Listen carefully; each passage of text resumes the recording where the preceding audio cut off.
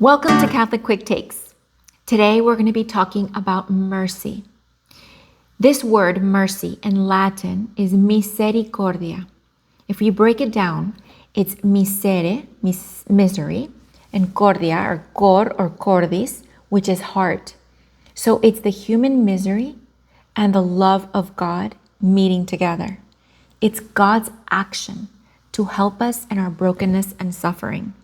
Since Adam and Eve, heaven was closed off for humans because the penalty for sin was death, meaning death of eternal life. We all have original sin and we all have personal sin. Because of these sins, we have that penalty and we could never have access to heaven until Jesus. So what does God do?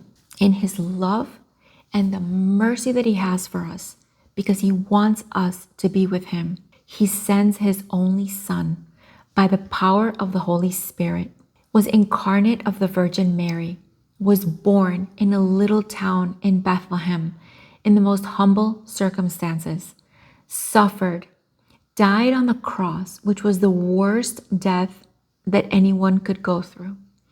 He rose again from the dead. He opened up the doorway to heaven for all of us to be able to enter through it. And because the penalty for sin is death, he paid our penalty so we could have eternal life. That is mercy. Mercy is the face of Jesus himself. That there's no greater love than this mercy that God gives us.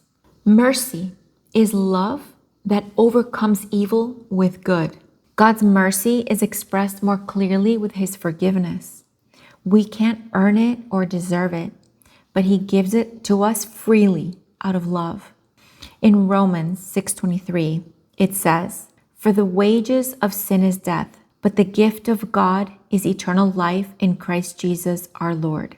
So that's saying that the punishment for sin, any sin, is death, just like Adam and Eve.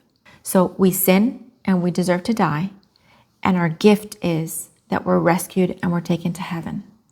But the gift that God is giving us is eternal life, is heaven.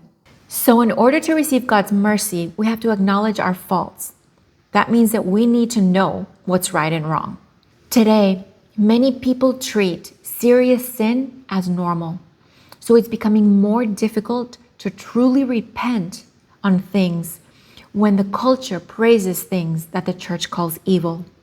It's important to form your conscience properly, because if not, we're going to be confused about what is offensive to God and not. And if we are confused whether we are or not offending God, how can we repent? Ignorance is one thing. Indifference is another. To not know is one thing, but to not care to know becomes a whole nother ballgame. If you're watching this video, you already are caring to know. So do we forgive others? Do we repent of our sins? Do we ask for forgiveness of God the Father? God respects our free will. He will never impose this on us. So the question that I ask you is, will you say yes to God's gift? If you found this video helpful, leave me a comment. I would love to hear from you. Thanks for watching. See you next time.